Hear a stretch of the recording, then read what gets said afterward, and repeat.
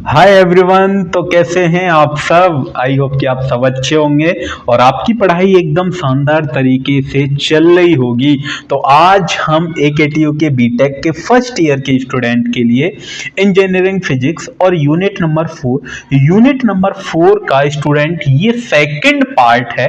First part में हमने आपको फाइबर ऑप्टिक्स नहीं पढ़ाया है। क्या सर पढ़ा दिया आपने? कि नहीं सर, आपने फर्स्ट पार्ट में फाइबर ऑप्टिक्स नहीं पढ़ाया है। कौन सा पार्ट पढ़ाया है सर? लेजर पार्ट पढ़ाया है आपने।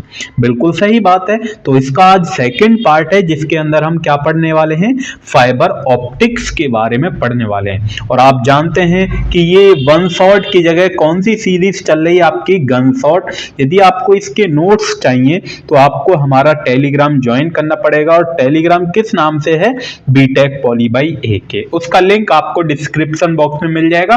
वहां से जाके आपको नोट्स डाउनलोड कर सकते हैं, ठीक है, किसी भी यूनिट के। ओके, इज दैट क्लियर ना? ओके, तो चलिए स्टार्ट करते हैं इस प्यारी सी वीडियो को। Yes, my name is Ankush Kumar and this is your beautiful सा चैनल है बीटेक पॉली। यदि आपने सब्सक्राइब नहीं कर रखा है तो सब्सक्राइब करना मत भूलिएगा, ठीक है। तो फाइबर ऑप्टिक्स का ये स्टूडेंट यहाँ पर सिलेबस लिखा हुआ है। तो सिलेबस के अंदर हम फाइबर ऑप्टिक्स क्या होती है वो हम पढ़ेंगे। देन उसके बाद प्रिंसिपल क्या है इसका, कंस्ट्रक्शन कौन कौन से मटेरियल होते हैं, किस किस से मिलकर बनी होती है।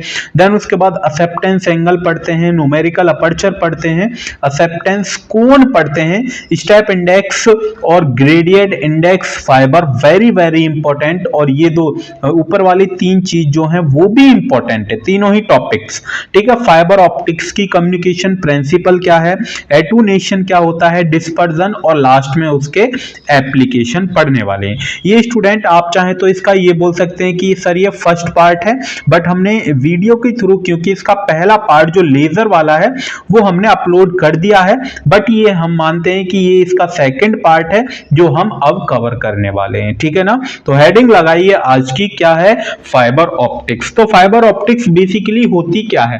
कभी आपने डाटा केबल देखी है या फिर वाईफाई की जो केबल होती है वो आपने देखी होगी, उसी को हम क्या बोलते हैं? Fibre optics. क्या बोलते हैं?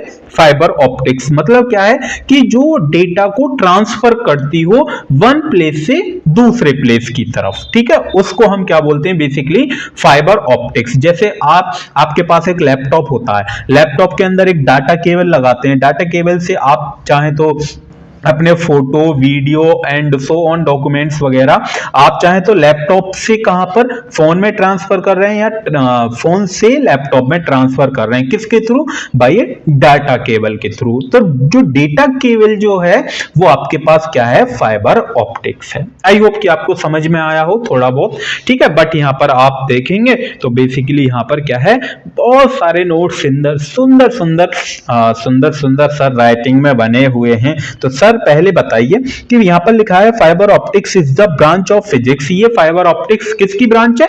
फिजिक्स की ब्रांच है, क्योंकि हम फिजिक्स में पढ़ रहे हैं इसको, तो फिजिक्स की ब्रांच होगी। कि बिल्कुल सर सही है। Which deals with the transmission and reception of light wave. इसके अंदर क्या जाती है स्टूडेंट? लाइट जाती है। क्या जाती है?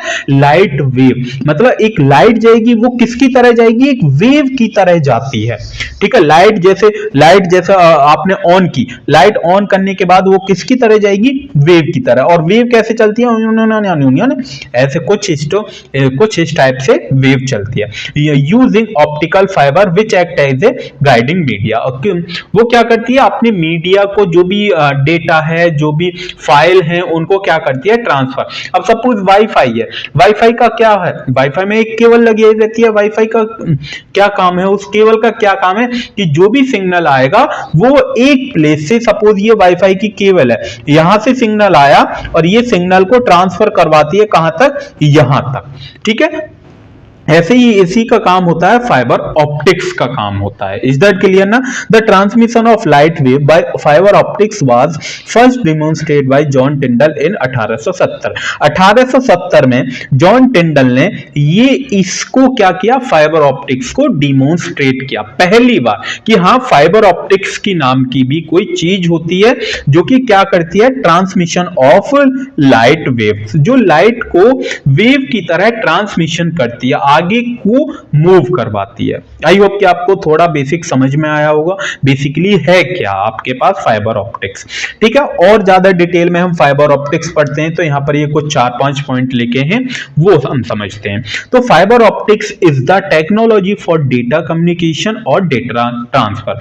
तो फाइबर ऑप्टिक्स क्या है? एक टेक्नोलॉजी है। किसकी टेक्नोलॉजी है? डेटा को कम्युनिकेशन करने के लिए या फिर डेटा को ट्रांसफर करने के लिए। ठीक है, पहला पॉइंट क्लियर है। डेटा को या तो ट्रांसफर कर सकते हैं या फिर डेटा को कम्युनिकेशन का मतलब क्या होता है कि हम एक प्लेस से दूसरे प्लेस को ट्रांसफर कर रहे हैं, बातचीत कर सकते हैं भाई।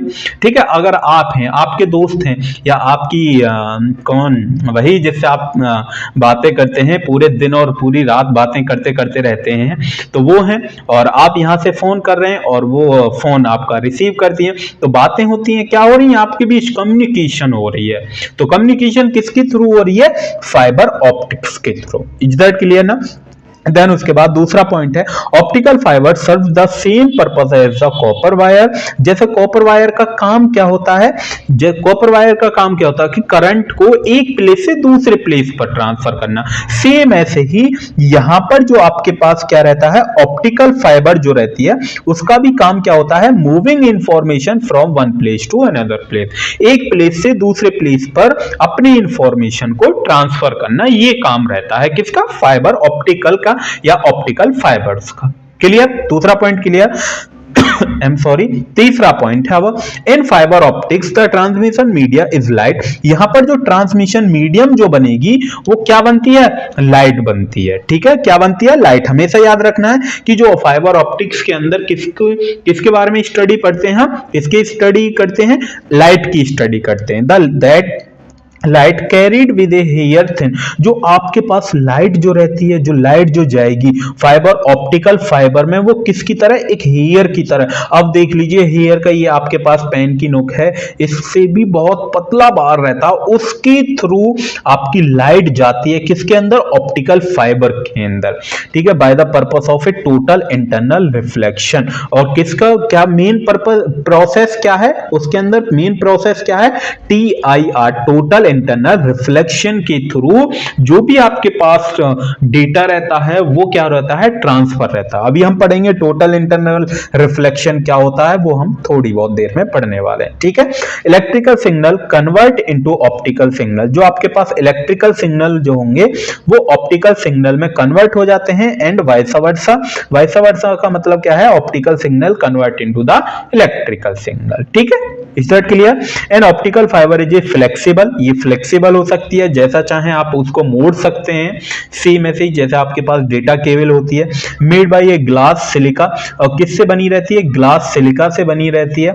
और ये प्लास्टिक डायमीटर, इसका जो डायमीटर रहता है, जैसे ये आपके पास इसको, ये पेन है, पेन को हम मोड़ सकते हैं, मोड़ नहीं सकते कि नहीं सर? जो आपके पास डेटा केबल क्या होती है? फ्लेक्सिबल हो सकती है, उसको जैसा चाहें आप ऐसा मोड़ सकते हैं। ठीक है, और उसका जो डायमीटर रहता है वो प्लास्टिक का बना रहता है। जैसे ये क्या रहती है आपके पास? प्लास्टिक की बनी रहती है। स्लाइटली थिकर, वो थोड़ा सा मोटी रहती है, थोड़ी सी मोटा डायमीटर रहता है।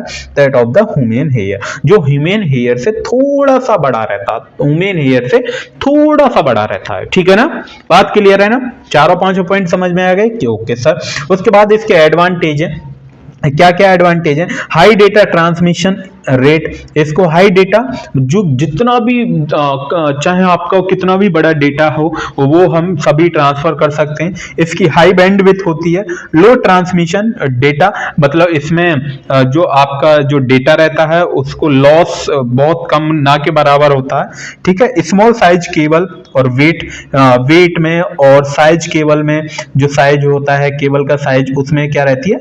बहुत कम रहती है। ठीक है, डेटा सिक्योरिटी, डेटा क्या रहता है? सिक्योर रहता है कोई भी। और एबंडेंट रॉ मटेरियल, जो अगर हमें इसे बनाने की जरूरत पड़े तो हम इजीली बना सकते हैं, क्योंकि रॉ मटेरियल में इसके सभी मटेरियल यहाँ पे मिल जाते हैं। क्लियर है ना? ओके, इतना क्लियर कि हाँ सर इतना तो हमें क्लियर हो गया। अब हम चलते हैं नेक्स्ट की तरफ, इसके ऑप्टिकल फाइबर। ठीक है, क्या है? ऑप्टिकल फाइबर है। तो ऑप्टिकल फाइबर क्या है? An optical fibre is a hair thin long stand of glass surrounded by a glass coating of a slightly low refractive index। उसका क्या रिफ्रैक्टिव इंडेक्स होता है? लो रिफ्रैक्टिव इंडेक्स होता है। और किसकी कोटिंग रहती है? कोटिंग रहती है ग्लास की कोटिंग रहती है।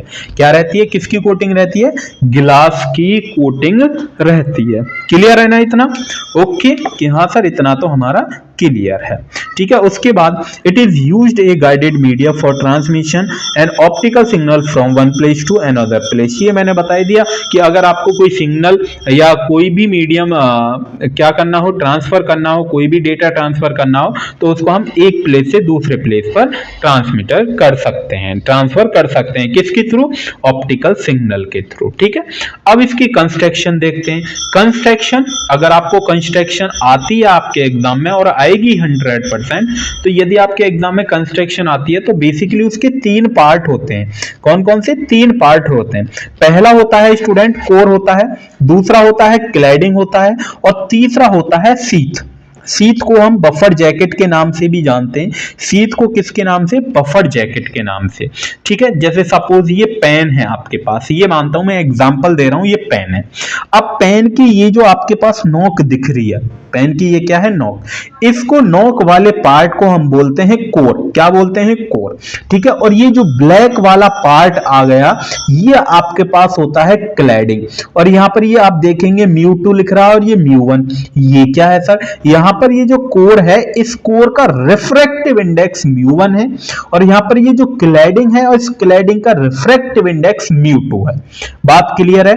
जैसे यहां पर ये ब्लैक पार्ट आपको दिख रहा है इस पेन का, ये जो ब्लैक पार्ट है ये क्लैडिंग है और ये जो नोक है ये आपके पास कोर का रिफ्रैक्टिव इंडेक्स μ1 है।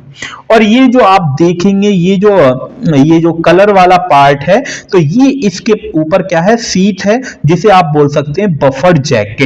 क्या बोल सकते हैं? Buffer jacket. बात क्लियर? यहां पर एक पॉइंट और लिखा है कि यहां पर μ1 का रिफ्रैक्टिव इंडेक्स ज्यादा रहता है μ1 से, मतलब कोर का रिफ्रैक्टिव इंडेक्स ज्यादा रहेगा किससे? क्लैडिंग से। क्यों रहेगा? क्योंकि तभी इसके अंदर टोटल इंटरनल रिफ्लेक्शन होगा। अगर टोटल इंटरनल रिफ्लेक्शन होगा तभी इसके अंदर लाइट या जो भी डेटा होगा वो ट्रांसफर हो सकता है। ठीक है, बात क्लियर? यहां पर आपको ये समझ में आया μ1 का रिफ्रैक्टिव इंडेक्स हमेशा ज्यादा रहेगा किससे? μ2 से। क्लियर है ना? इतना क्लियर? Okay sir. अब इसको बनाना कैसे है तो यहां पर आप डायग्राम देखेंगे, प्यारा सा खूबसूरत सा हमने डायग्राम बना रखा है, तो डायग्राम को देखिए। तो यहां पर डायग्राम देखिए, यहां पर ये कोर है, ये मैंने बना रखा है। ये जो अंदर वाला पार्ट है, ये जो पार्ट है इसको हम बोलते हैं कोर और कोर का रिफ्रैक्टिव इंडेक्स μ1। और यहां पर ये आप देखेंगे कोर के ऊपर एक और पार्ट है जिसे मैंने क्लैडिंग का नाम दिया है, जिसका रिफ्रैक्टिव इंडेक्स μ2 है।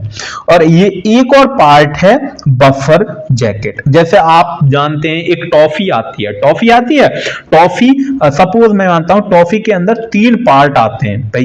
एक तो उसके ऊपर पोलोथिन रहती है, पोलोथिन के टाइप में वो रहता है रैपर। देन उसके बाद एक जो आपके पास पेपर टाइप में रहता है, जैसे किस्मी की टॉफी खाई है ना सर? कौन सी टॉफी? मुझे याद दिला दिया आपने, किस्मी, जब उसने मुझे पहली बार किस किया था। क्या ही सर, पर्सनली मत जाया करो ना सर। ठीक है, तो जैसे ही टॉफी होती है ना, टॉफी के 3 पार्ट्स होते हैं कि सर एक तो अंदर वाला पार्ट रहता है जिसे हम खाते हैं, ठीक है ना। देन उसके बाद उसके ऊपर अंदर वाला पार्ट कौन सा होगा? या कोर। उसके ऊपर जो वो जो कागज वाला पार्ट रहता है वो आपके पास क्या होगा? क्लैडिंग। और जो पन्नी वाला पार्ट होता है वो आपके पास हो गया बफर जैकेट। तो कुछ इसी टाइप से रहता है आपकी फाइबर ऑप्टिक्स। ठीक है, ऑप्टिकल फाइबर कुछ इसी टाइप से होती है, उसके अंदर 3 पार्ट होते हैं। ठीक है ना? आगे ना बात समझ में कि हाँ सर इतना समझ में आ गया। अब इनको थोड़ा थोड़ा हमने एक्सप्लेन किया है कि कोर क्या है, क्लैडिंग क्या है, बफर जैकेट क्या है, तो वो हम देख लेते हैं। सबसे पहले हमने कोर को डिफाइन किया है। कोर यहाँ पर क्या है? The central cylindrical core is made up of A high quality glass. ये जो आपके पास कोर जो रहता है ये हाई क्वालिटी ग्लास से बना रहता है। अगर यही बेकार हो गया जो आपका कोर वाला पार्ट है तो टोटल इंटरनल रिफ्लेक्शन ही नहीं होगा। टोटल इंटरनल रिफ्लेक्शन ही नहीं होगा। इसीलिए ये हाई क्वालिटी का ग्लास से बनाया जाता है। कौन? कोर बनाया जाता है, या फिर सिलिका या प्लास्टिक ऑफ रिफ्रैक्टिव इंडेक्स μ1, जिसका रिफ्रैक्टिव इंडेक्स क्या है? μ1। ठीक है, इसका जो डायमीटर रहता है, बेसिकली कोर का जो डायमीटर है वो वेरी करता है। अगर आप किसी अलग अलग बुक में देखेंगे तो वो वेरी करता है स्टूडेंट। ठीक है, जैसे 5 माइक्रोमीटर से 100 माइक्रोमीटर तक रहता है। ठीक है ना। उसके बाद cladding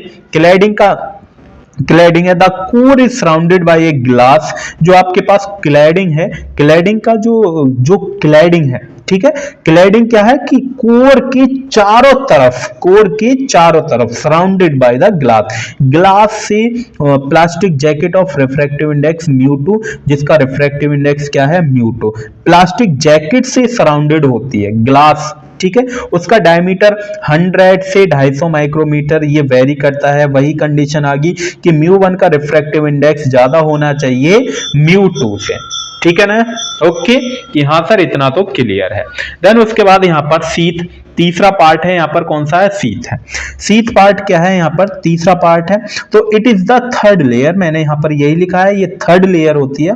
it protect the fibre from moisture and abrasion. तो ये किससे? मॉइस्चर, जैसे बारिश वगैरह पड़ जाती है, कोई नमी वगैरह हो जाती है, तो उससे ये क्या करता है? प्रोटेक्ट करती है। ठीक है, जैसे आपके पास टॉफी होती है, टॉफी जो उसके सबसे ऊपर वाला रैपर जो रहता है वो किस लिए लगाया जाता है? क्योंकि उसको प्रोटेक्ट करे, इस वजह से। और ये किसकी? पॉलीथीन मटेरियल की बनी रहती है। ठीक है, for providing safety and strength the cladding of optical fibre is enclosed in A plastic jacket. ठीक है, वो सेफ्टी और स्ट्रेंथ उसको प्रोवाइड करती है। क्लियर है ना? इतना सभी को क्लियर कि हाँ सर इतना तो हमें क्लियर है। अब इसकी प्रिंसिपल ऑफ ऑप्टिकल फाइबर का प्रिंसिपल क्या है? देखिए, बेसिकली जो आपके पास पूरी जो ऑप्टिकल फाइबर्स जो रहती है वो टोटल इंटरनल रिफ्लेक्शन के ऊपर वर्क करती है। किसके ऊपर? टोटल इंटरनल रिफ्लेक्शन आपने पढ़ा होगा जब हम क्लास 12th में पढ़ते हैं TIR कि इंद्रधनुष क्यों दिखाई देता है? ये टोटल इंटरनल रिफ्लेक्शन की वजह से ही इंद्रधनुष दिखाई देता। तो ये आपने, बट हम अभी आपको समझाएंगे क्या है। देखिए, यहाँ पर total internal reflection very very important है, आपके एग्जाम में पूछा ही जाता है, इसीलिए बिल्कुल भी स्किप करने वाला टॉपिक्स नहीं है स्टूडेंट। ओके ना, एकदम बढ़िया। ओके, तो TIR total internal reflection, the phenomena in which a ray of light travelling from denser medium to rare medium. मतलब क्या है कि कोई भी आपके पास रे ऑफ लाइट है, रे ऑफ लाइट डेंसर मीडियम से, कहां से? डेंसर मीडियम से कहां पर जा रही है? रेयर मीडियम में जाती है। कहां से? Denser medium. अब डेंसर मीडियम क्या होता है मैं आपको एक बार बता देता हूं कि डेंसर मीडियम और रेयर मीडियम, अगर आपके पास वाटर है तो वाटर जो है, सपोज ये है, ये लेयर है या फिर सरफेस आप बोल सकते हैं, लेयर या फिर सरफेस है। ठीक है, ये जो लाइन है ये लेयर या सरफेस है। यहां पर आपके पास मैं मानता हूं वाटर है और ये आपके पास क्या है? एयर। अगर कोई लाइट रे रेयर से, सॉरी डेंसर से, ये डेंसर है, डेंसर से रेयर मीडियम में जाती है। कहां पर? रेयर मीडियम में जाती है। At the angle of incidence greater than the critical angle. अगर उसका एंगल ऑफ आई, ये एंगल ऑफ आई क्या रह जाता है? ग्रेटर देन रह जाता है। ग्रेटर रहता है किससे? थीटा सी से। थीटा सी मतलब क्रिटिकल एंगल से। तो वो टोटली रिफ्लेक्ट हो जाएगी अपने ही मीडियम में, अपने ही डेंसर मीडियम में। उसी को हम क्या बोलते हैं? टोटल इंटरनल रिफ्लेक्शन बोलते हैं। बात क्लियर कि सर बिल्कुल एकदम समझ में आया कि अगर कोई लाइट रे डेंसर मीडियम से रियर मीडियम में जाती है और वो जो थीटा है, ये जो एंगल आई है, ये एंगल आई ज्यादा हो जाता है थीटा सी से और वो लाइट अपने ही मीडियम में वापस आ जाती है, तो उसको हम बोलते हैं टोटल इंटरनल रिफ्लेक्शन। ठीक है ना, एकदम क्लियर। क्लियर हुआ ना। और बाकी का बिल्कुल बेसिक डायग्राम से हम आपको बताएंगे कि मैं क्या समझाना चाहता हूं, बस इतना याद आप रखेंगे डेफिनेशन को। उसके बाद necessary condition for total internal reflection है। यहां पर कुछ क्या है कंडीशन है कि light must travel from optical denser medium, light जो है वो डेंसर मीडियम से रेयर मीडियम में ही ट्रेवल करनी चाहिए।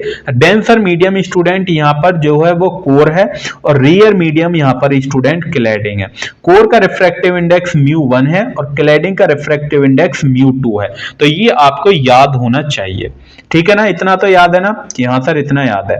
देन उसके बाद the angle of incidence in the denser medium must be greater than the critical angle. यहां पर जो एंगल ऑफ इंसिडेंस है, एंगल ऑफ इंसिडेंस वो ग्रेटर देन होना चाहिए किससे, थीटा सी से, क्रिटिकल एंगल से ज्यादा होना चाहिए, ठीक है ना। क्रिटिकल एंगल से क्या होना चाहिए, एंगल आई, ये जो है आपके पास angle of incidence greater than in the denser medium must be greater than the critical angle, theta C से ज्यादा होना चाहिए। यहां पर ये थीटा सी का फॉर्मूला है जो कि हम आगे चल के ड्राइव करेंगे। Theta C is equal to sine inverse μ2 upon μ1, μ2 upon μ1, μ2 यहां पर क्लैडिंग, μ1 यहां पर कोर है, μ2 यहां पर क्लैडिंग है, μ1 यहां पर क्या है, कोर है, ठीक है ना। ये फॉर्मूला आप याद कर लीजिए क्योंकि इस पे आगे चल के हम न्यूमेरिकल डिस्कस करेंगे। तो ये दोनों ही कंडीशन आपको याद हैं कि लाइट जो है वो डेंसर मीडियम से रेयर मीडियम में जानी चाहिए। देन उसके बाद जो एंगल आई है वो ज्यादा होना चाहिए थीटा सी से, ग्रेटर देन होना चाहिए क्रिटिकल एंगल से, तभी टोटल इंटरनल रिफ्लेक्शन होगा। जब टोटल इंटरनल रिफ्लेक्शन होगा तो आपका जो भी लाइट का सिग्नल है जो भी है वो आगे की तरफ मूव करेगा, ठीक है ना। ओके ना, इतना क्लियर। यहां पर डायग्राम बने हुए हैं, डायग्राम को बहुत ध्यान से समझना है। अगर डायग्राम समझ में आ गया तो टोटल इंटरनल रिफ्लेक्शन एकदम तुम्हारे माइंड में भर जाएगा, ठीक है ना। तो यहां पर देखिए, यहां पर क्या है, ये आपके पास डेंसर मीडियम है, नीचे वाला मीडियम क्या है, डेंसर, ऊपर वाला मीडियम रेयर है। अगर कोई लाइट रे रेयर डेंसर मीडियम से, ये डेंसर है, डेंसर मीडियम से जाती है, ये सरफेस है, ये क्या होता है सरफेस, और ये है नॉर्मल, ठीक है, ये सरफेस, ये नॉर्मल। यहां से कोई लाइट रे गई, ठीक है, जाती है, और यहां पर जाने के बाद वो आप जानते हैं away from the normal, away from the, ये नॉर्मल से दूर होके जाएगी। क्यों, डेंसर से कोई लाइट रे रेयर मीडियम में जाती है तो वो जानी कैसे चाहिए थी सर, जानी तो सीधी चाहिए थी, बट वो सीधी ना जाके वो नॉर्मल, ये नॉर्मल है, इस नॉर्मल से दूर होके गई है, थोड़ी सी दूर होके गई है, ठीक है। ओके, देन ओके, ठीक है। यहां पर एंगल आई है और यहां पर क्या है, एंगल आर है। यहां तक किसी को कोई प्रॉब्लम नहीं सर। अब यहां पर एक बात बताइए, यहां पर ये थीटा सी है, यहां पर ये आई है और ये आपके पास क्या है, थीटा सी। क्या ये थीटा सी क्या है यहां पर, अभी ज्यादा है, थीटा सी यहां पर क्या है, ज्यादा। अगर मैं एक बात बताइए, ये एंगल आई, ये एंगल आई था बिल्कुल। अगर मैं ये जो आई वाली रे है, इस रे को थोड़ा सा और मैं कुछ इस टाइप से कर देता हूं, यहां पर मैं कर देता हूं, कर दिया मैंने यहां, ठीक है। अगर ये इस टाइप से करता हूं तो ये जो रे जो है वो पहले तो ऐसे जाने के बाद थोड़ा सा इधर हो रही थी, ठीक है। अगर मैं इसी रे को थोड़ा सा और इधर कर देता हूं तो ये जो रे है वो सीधी चली जाएगी या ना जाएगी या ना, कि हाँ बिल्कुल सर। तो नेक्स्ट स्टेप में हमने यही दिखाया है। यहां पर ये जो एंगल आई वाली जो है, यहां पर देखिए ये एंगल और ये एंगल में डिफरेंस है, ये एंगल बड़ा है, ये एंगल छोटा है, तो इसलिए ये बड़ा एंगल है तो ये रे और बेंड हो जाएगी, और ये रे और बेंड हो जाएगी सरफेस की तरफ। तो यहां पर ये जो एंगल आर है, एंगल जो आर है, रिफ्रैक्टिव इंडेक्स जो एंगल, रिफ्लेक्शन जो एंगल है वो क्या हो जाएगा यहां पर 90 डिग्री। तो हम बोल सकते हैं जो एंगल आई है वो बराबर किसके हो गया, थीटा सी के, मतलब 90 डिग्री के बराबर हो गया है, ठीक है, ओके। देन उसके बाद अगर मैं इस रे को और बेंड कर देता हूं और ऊपर की तरफ, यानी कि इस एंगल आई को मैं और बढ़ा देता हूं, और बढ़ा दिया, जब मैं और बढ़ा दूंगा तो कहने का मतलब क्या हुआ, ये जो लाइट रे है, ये जो लाइट है, ये जो रे है, ये क्या हो जाएगी, अपने ही मीडियम में वापस हो जाएगी। तो नेक्स्ट स्टेप में हमने यही किया है कि अगर मैं इस एंगल आई को और बढ़ा दिया तो ये जो रे थी ये पहले कुछ इस टाइप से जा रही थी, अब क्या हो जाएगी, अपने ही मीडियम में वापस हो जाएगी। और जब कोई लाइट रे अपने ही मीडियम में वापस हो जाती है तो यहां पर क्या हो जाएगा, थीटा सी क्या हो जाएगा, ग्रेटर हो जाएगा एंगल आई से, ठीक है। तो वहां पर क्या हो गया, एंगल टोटल इंटरनल रिफ्लेक्शन, ठीक है ना। इतना समझ में आया कि हाँ सर, इतना तो समझ में आ गया हमारी में, बात क्लियर है, एकदम क्लियर, सभी को concept clear, okay sir. Then यहाँ पर आप इंपॉर्टेंट डेफिनेशन है या टर्मिनोलॉजी है कुछ यहाँ पर समझ लीजिए क्या है। देखिए क्रिटिकल एंगल, पहला पॉइंट क्या है यहाँ पर, क्रिटिकल एंगल। अभी इस डायग्राम को समझते हैं, अभी हम पहले इसको समझते हैं, क्रिटिकल एंगल क्या है। क्रिटिकल एंगल क्या है, देखिए क्रिटिकल एंगल की definition, the angle of incidence in the denser medium, denser medium मतलब core, for which the angle of reflection is rare medium cladding is 90 degree. यहां पर आप देखेंगे ये जो सेकंड वाला डायग्राम था, यहां पर एंगल आर और एंगल आई दोनों ही एंगल क्या हो रहे हैं, 90 डिग्री के हो रहे हैं। जब एंगल आर और एंगल आई दोनों ही एंगल क्या हो जाए, 90 डिग्री के हो जाते हैं, उसको हम बोलते हैं थीटा सी, मतलब क्रिटिकल एंगल। थीटा सी मतलब क्रिटिकल एंगल। बात क्लियर है, ओके, कंसेप्ट क्लियर, ओके। तो यहां पर देखिए, यहां पर अब इस डायग्राम को समझते हैं। तो ये जो पार्ट है, ये जो आप देखेंगे, ये लाइन जो जिसके ऊपर मेरी पेन चल रही है, ये लाइन और ये लाइन जो है, ये अंदर वाला पार्ट है किसका, ऑप्टिकल फाइबर का, जिसे आप कोर का नाम देते हैं। ये क्या है, कोर है। और ये ऊपर आप देखेंगे कुछ इस टाइप से है, जैसे इसके अंदर क्या है, ये नोक वाला पार्ट है, नोक वाले पार्ट को हमने क्या बोल दिया, कोर है। और ये जो रेड वाला पार्ट आप देख रहे होंगे, ये जो पार्ट है पूरा, ये आपके पास क्लैडिंग है, और क्लैडिंग का रिफ्रैक्टिव इंडेक्स यहां पर क्या है, μ2 है। क्लियर है, ओके।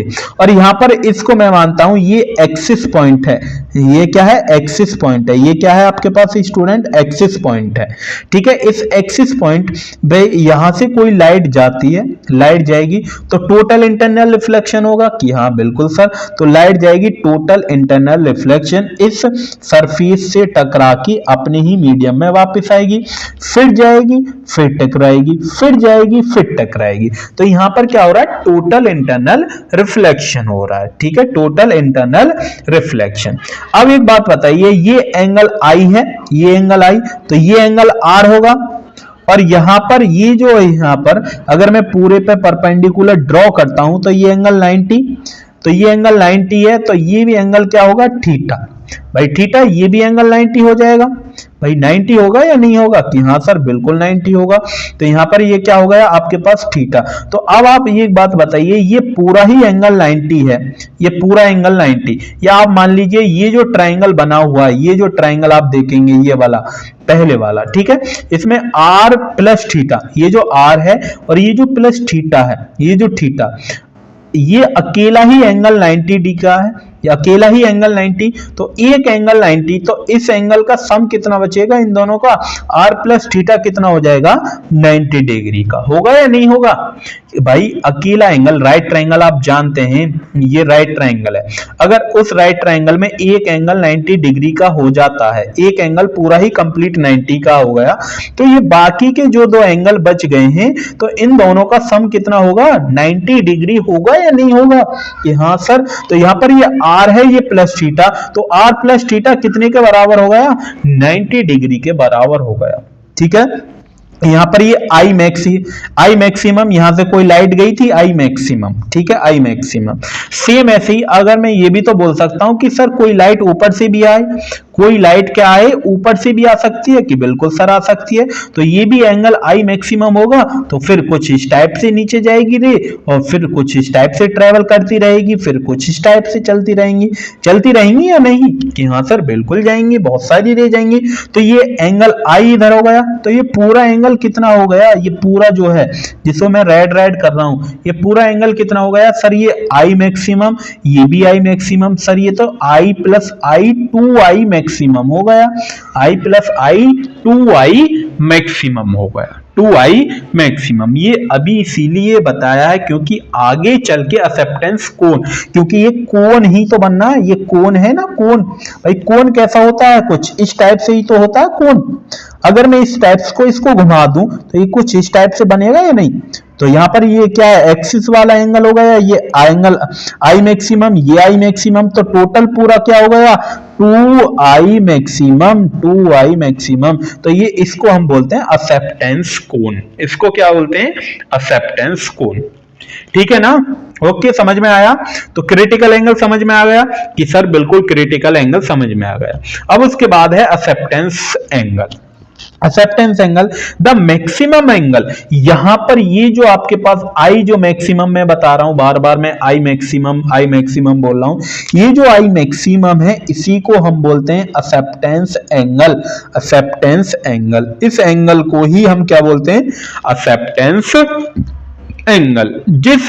जो लाइट रे जिस एंगल से एंटर करेगी इस कोर के अंदर, इस कोर के अंदर, उसको हम बोलते हैं एक्सेप्टेंस कोण, एक्सेप्टेंस कोण। तो यहां पर यही डेफिनेशन है, the maximum angle eight which the light enters the core for which the total internal reflection just occur at core cladding interface is called acceptance angle.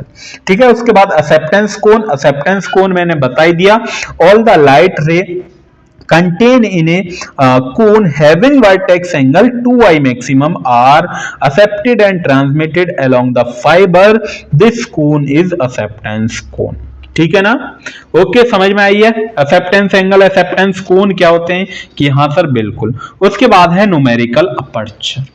क्या है न्यूमेरिकल अपर्चर। न्यूमेरिकल अपर्चर क्या होता है कि देखिए sine of acceptance angle, sine of acceptance angle, acceptance angle अभी समझ में आया। एक्सेप्टेंस एंगल क्या होता है आई मैक्सिमम, आई मैक्सिमम। इसके आगे यदि मैं साइन और लगा देता हूं तो sine i maximum, sine i maximum, तो वो आपके पास क्या बन जाता है न्यूमेरिकल अपर्चर, जिसे आप एन ए से डिनोट करते हैं। तो यहां पर डेफिनेशन क्या हो गई, the numerical aperture is also defined as the sine of acceptance angle. अगर भाई जितना एंगल आपका मैक्सिमम रहेगा साइन के साथ, वही आपके पास क्या होगा न्यूमेरिकल अपर्चर होगा। क्लियर है ना, एक ऊपर डेफिनेशन भी लिख रही है, the numerical aperture is measure of amount of light accepted by the fibre. ठीक है, उसके बाद यहां पर स्टूडेंट आप देखेंगे fractional refractive index change, fractional refractive index change. तो यहां पर आप देखेंगे ये फॉर्मूला लिखा है, इस फॉर्मूले के ऊपर ही हमने डेफिनेशन है, क्या है द डिफरेंस बिटवीन या फिर the ratio of difference between mu one किसका रिफ्रैक्टिव इंडेक्स होता है कोर का, the refractive index of core and the cladding, भाई क्लैडिंग का भी तो रिफ्रैक्टिव इंडेक्स है। अगर इन दोनों का डिफरेंस ले रहा हूं, डिफरेंस ही तो है, और उससे 2 से मैं डिवाइड कर रहा हूं, और म्यू वन क्या है, mu one refractive index of core in optical fibre. यही डेफिनेशन यहां पर लिखी हुई है। रिलेटिव रिफ्रैक्टिव इंडेक्स बोल सकते हैं या फ्रैक्शनल रिफ्रैक्टिव इंडेक्स चेंज आप बोल सकते हैं। ठीक है, किस किस का डिफरेंस, कोर का रिफ्रैक्टिव इंडेक्स, कोर का रिफ्रैक्टिव इंडेक्स और क्लैडिंग का रिफ्रैक्टिव इंडेक्स का क्या लेते हैं आप, डिफरेंस लेते हैं, और कोर के क्लैडिंग के रिफ्रैक्टिव इंडेक्स से इसको डिवाइड करते हैं, तब जाके आपके पास क्या आता है रिलेटिव रिफ्रैक्टिव इंडेक्स आपके पास आता है। It is denoted by delta. किससे आप डिनोट करते हैं, डेल्टा से इसको हम क्या करते हैं डिनोट करते हैं। वेरी वेरी इंपॉर्टेंट, यहां तक किसी को कोई प्रॉब्लम नहीं सर, कोई भी प्रॉब्लम नहीं है। उसके बाद रिलेशन हम पढ़ते हैं, relation expression between acceptance angle and numerical aperture. Very very very very important है स्टूडेंट, बस एंड तक आपको देखना है। मैं गारंटी लेता हूं कि आपके ना ये जो दोनों पार्ट्स आपने देख लिए 100% आपके मार्क्स पक्के करवा दूंगा मैं, ठीक है। ये डायग्राम वही है जो हम पीछे पढ़ के आए हैं, तो वो आप देख सकते हैं। तो बाहर का रिफ्रैक्टिव इंडेक्स म्यू नॉट है, अंदर का रिफ्रैक्टिव इंडेक्स म्यू 1 और इसका रिफ्रैक्टिव इंडेक्स म्यू 2 है। क्लैडिंग का रिफ्रैक्टिव इंडेक्स म्यू 2, कोर का रिफ्रैक्टिव इंडेक्स म्यू 1 और बाहर का रिफ्रैक्टिव इंडेक्स म्यू नॉट, जिसे हम एयर का नाम देते हैं, ठीक है। और बाकी का डायग्राम पीछे वाला सेम है, ठीक है। Okay okay okay.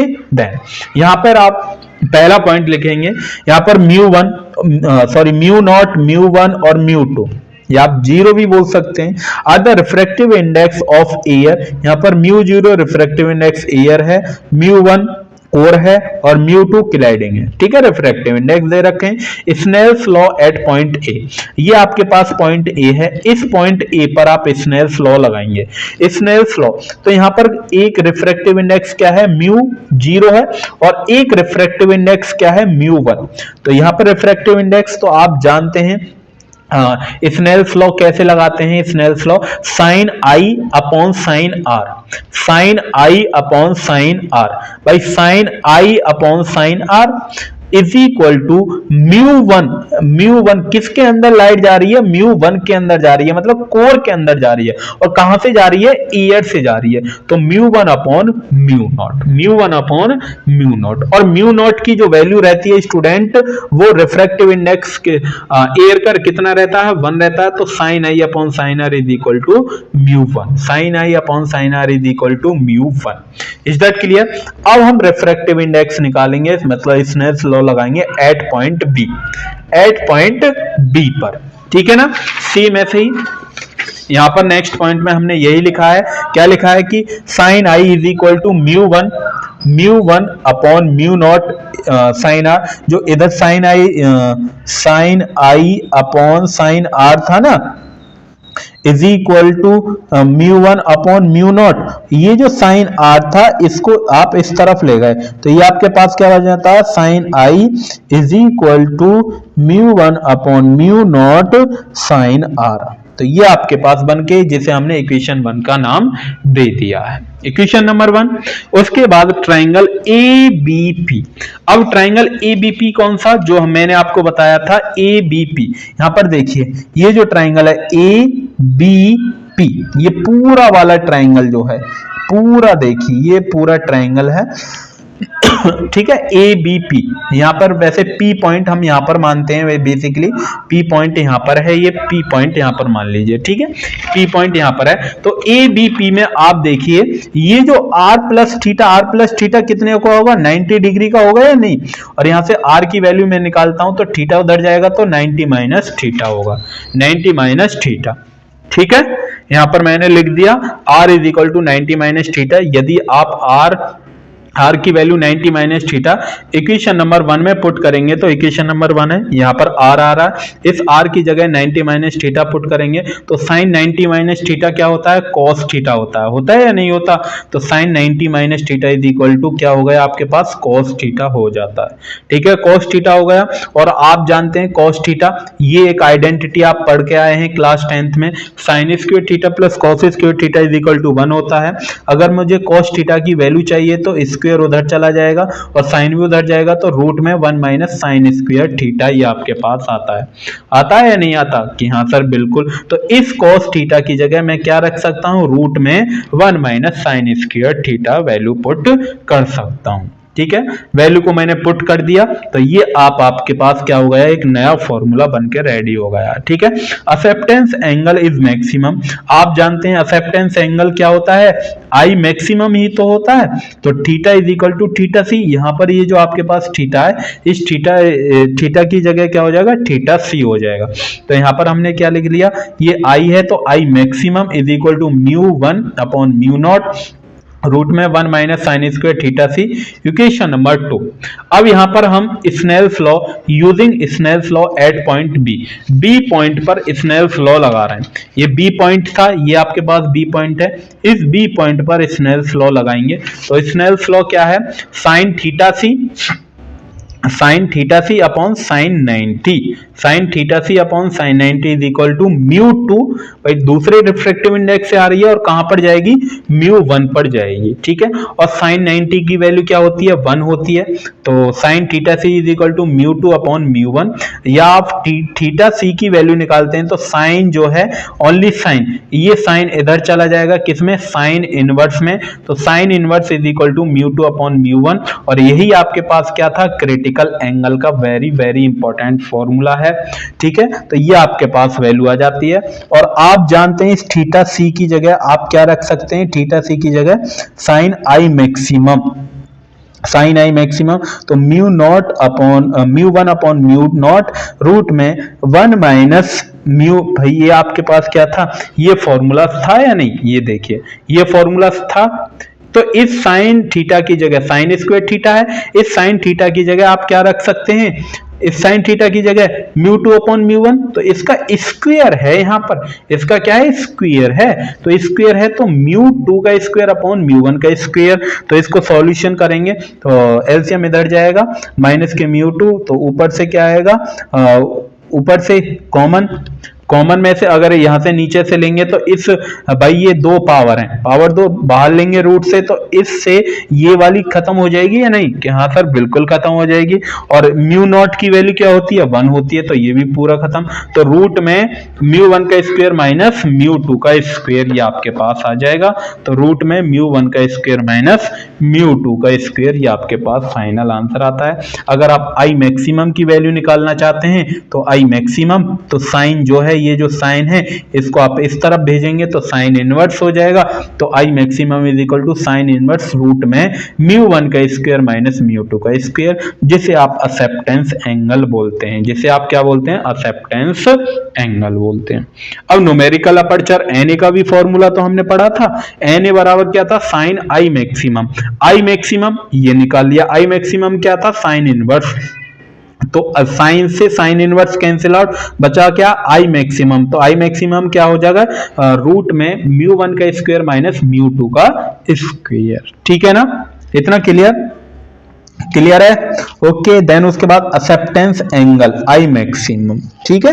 तो इसकी जगह आप क्या रख सकते हैं, आई maximum is sine inverse root में म्यू 1 का स्क्वायर माइनस म्यू 2 का स्क्वायर। इसकी जगह आप numerical aperture N A value रख देंगे बस ओनली, तो ये एक और फॉर्मूला यहां से बन जाता है। तो ये आप भी ये और फॉर्मूला आप लिख सकते हैं, ठीक है।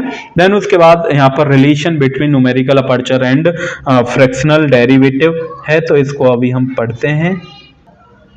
हेडिंग डाल ली हेडिंग, क्या पढ़ने वाले हैं, रिलेशन बिटवीन न्यूमेरिकल अपर्चर और फ्रैक्शनल रिफ्रैक्टिव इंडेक्स चेंज। हम जानते हैं न्यूमेरिकल अपर्चर का फॉर्मूला अभी हमने जस्ट देखा था, म्यू 1 का स्क्वायर माइनस म्यू 2 का स्क्वायर, इक्वेशन नंबर 1। यहां पर हम फ्रैक्शनल रिफ्रैक्टिव इंडेक्स का भी फॉर्मूला आप जानते हैं कि बिल्कुल सर जानते हैं। अगर आप इसके अंदर ध्यान दें, ये म्यू 1 का स्क्वायर और ये माइनस म्यू 2 का स्क्वायर, तो अंदर ये फॉर्मूला बनता है किसका, ए स्क्वायर माइनस बी स्क्वायर का। तो एक बार प्लस करते हैं, एक बार माइनस करते हैं, कि बिल्कुल सर। तो फ्रैक्शनल रिफ्रैक्टिव इंडेक्स का हमने चेंज का ये फॉर्मूला भी पढ़ के आए थे। फ्रैक्शनल इंडेक्स चेंज का formula del is equal to mu 1 minus mu 2 upon mu 1, equation number 2। अगर हम इक्वेशन नंबर 1 से, फ्रॉम मैंने लिख रखा है from equation number 1, equation number 1 ये है, इक्वेशन नंबर 1 ये आपने लिख ली। इक्वेशन नंबर 1 के अकॉर्डिंग हमने यहाँ पर ये फॉर्मूला अप्लाई किया है। तो ये एक बार माइनस कर दिया, एक बार प्लस कर दिया, एक बार माइनस कर दिया, एक बार प्लस कर दिया। अब मैं क्या करता हूं, ऊपर नीचे, यहां पर ऊपर नीचे 2 म्यू आई और 2 mu i, two mu one से ऊपर नीचे मैं डिवाइड और मल्टीप्लाई करता हूं। ऐसा मैं क्यों करता हूं? क्योंकि यहां पर मुझे एक फॉर्मूला बनाना है जो कि यहां पर डेल आ जाए। क्या आ जाए? डेल। तो डेल कब आएगा? जब माइनस के साथ म्यू वन आएगा तभी तो डेल आएगा। कि हाँ सर, तो यहां पर मैंने इसको अरेंज किया है थोड़ा बहुत, क्या कि mu one minus mu two upon mu one. इस म्यू वन में से जो दो म्यू वन है, इस म्यू वन में से एक म्यू वन यहां पर आ गया, और ये जो टू है, ये टू इसके नीचे आ गया। ठीक है ना? ये जो टू है वो इसके नीचे आ गया, और टू म्यू आई सेम है। तो इसकी जगह, इस वाले की जगह मैं क्या रख सकता हूं? इसकी जगह मैं क्या रख सकता हूं? सर आप इसकी जगह आप रख सकते हैं डेल। तो यहां पर क्या आ जाएगा? डेल आपके पास आ जाएगा। तो यहां पर हमने क्या रख दिया? डेल हमने रख दिया। ठीक है, तो ये हमने यहां पर क्या रख दिया? डेल। तो अभी डेल नहीं रखा, सेम ऐसे ही। तो यहां पर अभी हमने mu one plus mu two upon two की जगह म्यू वन पुट किया है, म्यू वन पुट कर दिया। जैसे आप म्यू वन पुट करेंगे तो यहां पर हम क्या करते हैं, तो ये आपके पास टू म्यू वन का स्क्वायर, म्यू वन का स्क्वायर है तो बाहर आ जाएगी पावर। ठीक है, तो ये आपके पास म्यू वन आपके पास आ गया, और इसकी जगह, इस पूरे की कंप्लीट की जगह हमने क्या रख दिया? डेल आपके पास रख दिया। तो न्यूमेरिकल अपर्चर क्या हो जाता है? म्यू वन रूट में two del, mu one root में टू डेल आपके पास फाइनल आंसर आ जाता है, जो कि न्यूमेरिकल अपर्चर का एक नेक्स्ट फॉर्मूला और है। ठीक है ना? उसके बाद क्वेश्चन नंबर फर्स्ट लेते हैं। क्वेश्चन नंबर फर्स्ट पढ़ेंगे तो इसमें कैलकुलेट आपको करना है numerical aperture of the refractive index. ठीक है, सभी का रिफ्रैक्टिव इंडेक्स दे रखा है। कोर का रिफ्रैक्टिव इंडेक्स दे रखा है 1.5, क्लैडिंग का रिफ्रैक्टिव इंडेक्स दे रखा है 1.45। न्यूमेरिकल अपर्चर आपको निकालना है, मतलब NA आपको निकालना है, जो कि फॉर्मूला है रूट में म्यू वन का स्क्वायर माइनस म्यू टू का स्क्वायर। म्यू वन की वैल्यू आपको दे रखी है, म्यू टू की वैल्यू दे रखी है, दोनों की वैल्यू को कैलकुलेट करेंगे तो आपके पास आंसर आ जाएगा, जो कि लिखा हुआ है न्यूमेरिकल अपर्चर। सेम ऐसे ही क्वेश्चन नंबर 2 है, वेरी वेरी इंपॉर्टेंट है।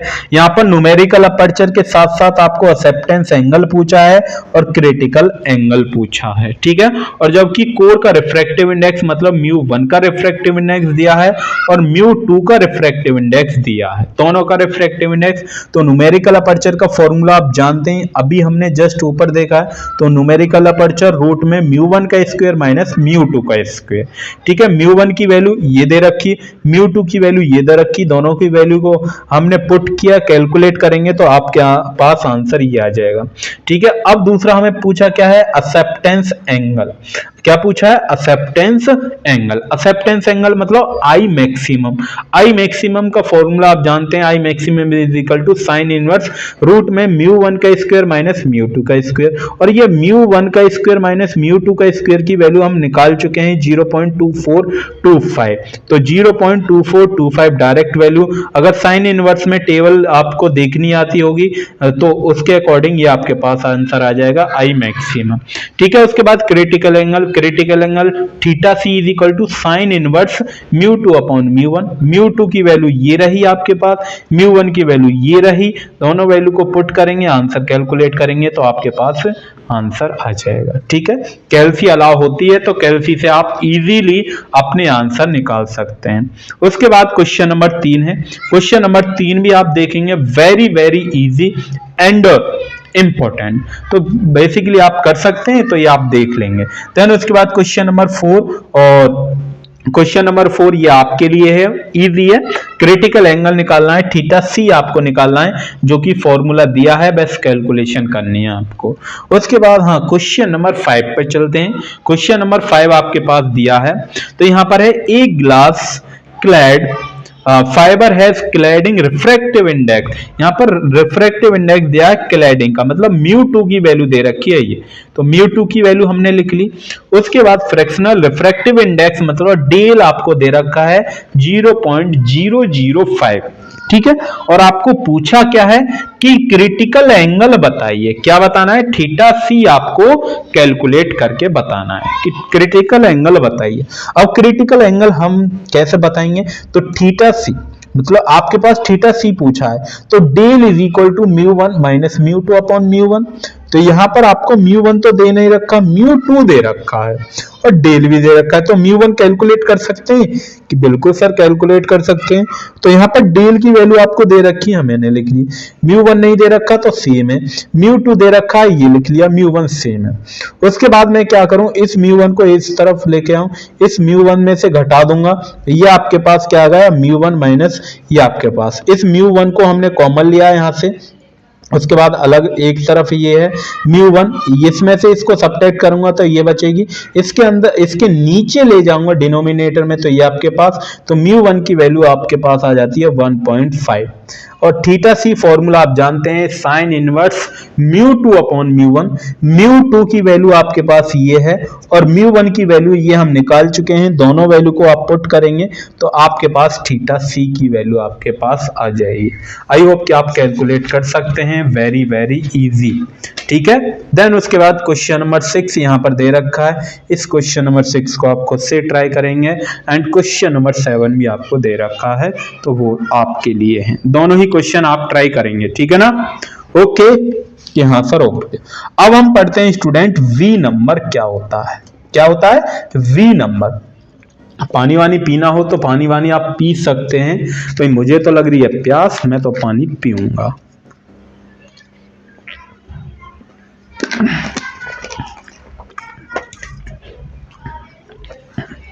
ठीक है, वी नंबर बोल सकते हैं या फिर नॉर्मलाइज फ्रीक्वेंसी और कट ऑफ पैरामीटर, दोनों तीनों में से नेम जो भी आए वो लिख के आना है आपको, ठीक है ना।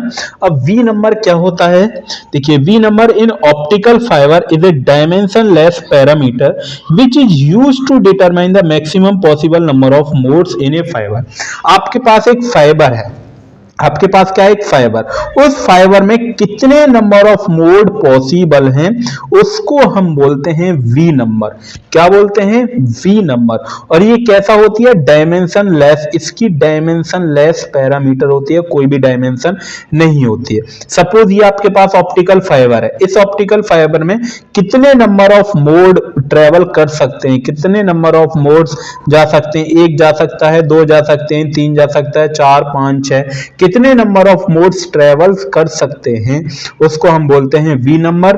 और वी नंबर एक डायमेंशन लेस पैरामीटर होता है, ये आपको याद रखना है, ठीक है। यहां पर लिख रखा है, ये यहां पर इसका फॉर्मूला है जो कि यहां पर लिखा हुआ है, बेसिकली आप पढ़ेंगे तो एक बार समझ में आ जाएगा। ये वी नंबर का फॉर्मूला है, तो v is equal to 2 pi r upon lambda, root में म्यू1 का स्क्वायर माइनस म्यू2 का स्क्वायर। अगर आप ध्यान देखेंगे म्यू1 का स्क्वायर माइनस म्यू2 का स्क्वायर, कि सर ये तो आपके पास न्यूमेरिकल अपर्चर का फॉर्मूला होता है, तो क्या वही है, कि हाँ बिल्कुल सही है, न्यूमेरिकल अपर्चर का वही फॉर्मूला है। तो यहां पर आप देखेंगे 2r मतलब डायमीटर होता है, तो d हमने यहां पर लिख दिया, d pi upon lambda, root में म्यू1 का स्क्वायर माइनस म्यू2 का स्क्वायर, ठीक है, सेम आपके पास है, लिख लिया हमने। ओके, क्या किसी को कोई प्रॉब्लम, तो ये फॉर्मूला आपको याद होना चाहिए क्योंकि इसी के ऊपर न्यूमेरिकल आते हैं आपके एग्जाम में। उसके बाद यहां पर नोट करके पॉइंट लिखा है कि पहला पॉइंट, यदि आपके पास सिंगल मोड है, सिंगल मोड में v की वैल्यू ये रहेगी, v की वैल्यू क्या रहेगी, v लेस देन या इक्वल टू 2.405। यदि मल्टी मोड है, मल्टी मोड मतलब एक से ज्यादा लाइट ट्रेवल्स कर रही है, तब v की वैल्यू ये रहेगी। अगर एक ही लाइट ट्रेवल कर रही है तो v की वैल्यू ये रहेगी। इज दैट क्लियर है ना। ओके, इतना क्लियर सभी को, क्लियर कि हाँ सर इतना हमें क्लियर है, कोई भी हमें प्रॉब्लम दो धेला की परेशानी नहीं है। उसके बाद सर आगे चलिए, अब आप जानते हैं we know that numerical aperture का ये फॉर्मूला होता है, कि हाँ सर बिल्कुल होता है। तो आल्सो न्यूमेरिकल अपर्चर, एक ये और फॉर्मूला होता है, कि बिल्कुल सर होता है। अगर मैं दोनों को इक्वेट करता हूं फ्रॉम इक्वेशन नंबर 2 एंड 3, दोनों को इक्वेट करता हूं तो कहने का मतलब क्या हुआ, ये साइड और ये साइड, दोनों साइड क्या हो जाएंगी, इक्वल होंगे या नहीं, यहाँ सर बिल्कुल होंगी, तो दोनों साइड हमने क्या कर दी, इक्वल कर दी। सेम ऐसे ही अगर मैं 3 और 4 को अब फिर ध्यान से देखूं, 3 और 4 को मैं ध्यान से देखूं तो क्या आएगा कि ये साइड और ये साइड इक्वल है, तो कहने का मतलब क्या हुआ, न्यूमेरिकल अपर्चर और ये किसके बराबर होगा, इसके बराबर हो जाएगा। तो 3 और 4 को देखने के बाद क्या पता चलता है, तो v is equal to 2 pi r upon lambda और म्यू। यहाँ पर ये आपके पास क्या था, ये आपके पास क्या था, न्यूमेरिकल अपर्चर था या नहीं, यहाँ पर न्यूमेरिकल अपर्चर, तो इस न्यूमेरिकल अपर्चर की जगह एक ये आ जाएगा, एक ये न्यूमेरिकल अपर्चर आ जाएगा, तो दोनों ही फॉर्मूले आ गए। भाई देखिए एक बात बताइए, तो ये आपके पास है, ठीक है, ये फॉर्मूला ही तो है, वहां पर इसकी जगह ये जो आपके पास ये जो फॉर्मूला है ये क्या है आपके पास, ये एन है या नहीं है, यहाँ सर एन ए ही है। इस एन ए का एक और फॉर्मूला है, क्या है, म्यू1 रूट में 2 डेल्टा, यहाँ सर बिल्कुल ही है, तो इस एन ए की जगह में एक एन ए वाला फॉर्मूला और ये जो फॉर्मूला है, दोनों फॉर्मूले रख सकता हूं ये, बिल्कुल सर रख सकते हैं, तो यही यहां पर हमने फॉर्मूला लिखा है, ठीक है ना। आगे ना बात समझ में, दोनों पॉइंट्स क्लियर, ओके सर, दोनों ही पॉइंट्स हमारे क्लियर है। अब बात हम करते हैं number of modes in multimode fibre. Number of modes in multimode fibre, multimode मतलब एक से ज्यादा लाइट ट्रेवल्स कर रही है तब के लिए। नंबर ऑफ मोड्स कैसे निकालेंगे, if n represents the number of modes in multimode fibre, यदि स्टेप इंडेक्स मल्टीमोड फाइबर है, अभी हम पढ़ेंगे स्टेप इंडेक्स मल्टीमोड फाइबर क्या होती है। अगर n की वैल्यू, अगर n निकालना हो तो जो v की वैल्यू आएगी, v का पहले क्या करेंगे, स्क्वायर, और स्क्वायर करने के बाद उसको 2 से डिवाइड करेंगे, तो वहां से नंबर ऑफ मोड्स निकल के आ जाएंगे। आपको क्वेश्चन में गिवन होगा कि वो स्टेप इंडेक्स मल्टीमोड फाइबर है, तब आपको ये फॉर्मूला लगाना है। अगर क्वेश्चन में गिवन है कि ग्रेडिएंट इंडेक्स मल्टीमोड फाइबर है, तब आपको ये फॉर्मूला लगाना है कि v का स्क्वायर अपॉन 4, पहले v का स्क्वायर करेंगे फिर 4 से डिवाइड करेंगे तब जाके निकालेंगे, ठीक है ना।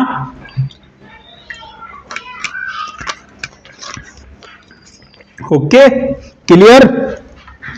देन अब यहां पर यदि V number increase with numerical aperture, यदि V नंबर क्या करता है, इंक्रीज करता है न्यूमेरिकल अपर्चर, और डायमीटर भी क्या करेगा, डायमीटर ऑफ द कोर भी क्या करेगा, इंक्रीज करेगा। बात क्लियर है ना, क्लियर क्लियर। यदि V नंबर, अगर आपके पास ये है, ये V नंबर है भाई, V है, अगर ये बढ़ेगा, ये एक बात बताइए, ये बढ़ेगा तो क्या न्यूमेरिकल अपर्चर बढ़ेगा या नहीं बढ़ेगा, कि हाँ सर बिल्कुल बढ़ेगा। क्यों नहीं बढ़ेगा, बढ़ेगा सर, क्योंकि ये दोनों ही डायरेक्टली प्रोपोर्शनल हैं। तो इसका मतलब क्या हुआ, जब v की वैल्यू बढ़ती है तो n a की मतलब न्यूमेरिकल अपर्चर की वैल्यू भी बढ़ेगी। क्लियर, कि हाँ सर इतना तो क्लियर है। उसके बाद हम क्वेश्चन नंबर 1 लेते हैं, जो कि 2021-22 में आया हुआ है।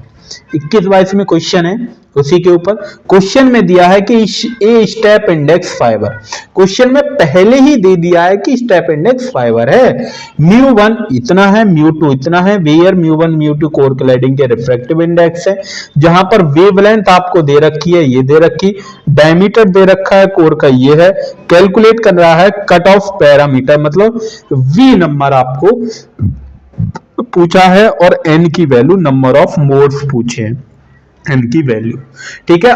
जो गिवन चीज है वो हमने एक साइड लिख लिया और जो पूछी गई है वो भी हमने लिख लिया। एक तो v बताइए और n बताइए। अब v का फॉर्मूला तो आप जानते हैं, v का फॉर्मूला हमने लिख लिया। उसके बाद 2r मतलब डायमीटर, डायमीटर d लिख लिया। डायमीटर भी आपको दे रखे है कि हाँ सर 50 दे रखा है, और लैम्डा की वैल्यू सर ये दे रखी, ये भी लिख ली, और μ1 μ2 की वैल्यू दे रखी, तो v की वैल्यू ये आपके पास आ गई।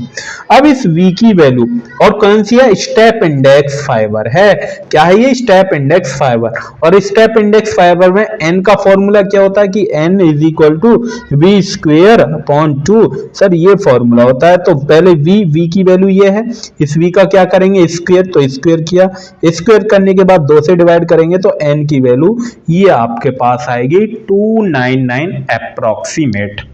आगे बात समझ में कि हाँ सर इतना तो समझ में आ गया है। क्वेश्चन नंबर 2 देखते हैं। क्वेश्चन नंबर 2 को पढ़ेंगे। पढ़ लिया। ओके, जो चीज गिवन है वो हमने इधर साइड लिख लिया है और क्वेश्चन में दिया है स्टेप इंडेक्स फाइबर। तो v का फॉर्मूला अगर v मतलब n निकलवाए होंगे तो वही फॉर्मूला होने वाला है, अगर n नहीं निकलवाए तो कोई बात नहीं है। तो यहां पर दे रखा है, क्या दे रखा है सर, कि ओनली वन मोड की वैल्यू, सिंगल मोड है, सिंगल मोड में ये वैल्यू आनी चाहिए। तो यहां पर आपके पास v की वैल्यू ऑलरेडी गिवन है क्योंकि सिंगल मोड है। सिंगल मोड के लिए v की वैल्यू हमने आपको बताई थी कि अगर आपके पास सिंगल मोड है तो सिंगल मोड में v की वैल्यू ये रहती है, मल्टी मोड में v की वैल्यू ये रहेगी, ठीक है ना, v की वैल्यू। ओके, तो यहां पर v बराबर दे रखा है, v का फॉर्मूला, v की वैल्यू ये दे रखी और 2 पाई r अपॉन लैम्डा की वैल्यू ये रही। देन उसके बाद μ1 μ2 की वैल्यू ये रही, दोनों चिपका दी हमने वैल्यू। r आपको निकालना है तो r को एक तरफ रखेंगे, बाकी को डिजिट को दूसरी तरफ भेजेंगे तो कैलकुलेट करेंगे तो ये आपके पास आंसर आएगा, फाइनल आंसर। क्लियर है ना, इतना क्लियर। ओके, क्या किसी को कोई डाउट है? कोई डाउट हो ना तो आप कमेंट बॉक्स में मुझसे पूछ सकते हैं और या फिर टेलीग्राम में आप मुझसे मैसेज कर दीजिए कि हाँ सर यहाँ पर डाउट आ रहा है, मैं आपका डाउट एकदम अच्छी तरीका से एक्सप्लेन करने की कोशिश करूंगा, ठीक है ना। ओके,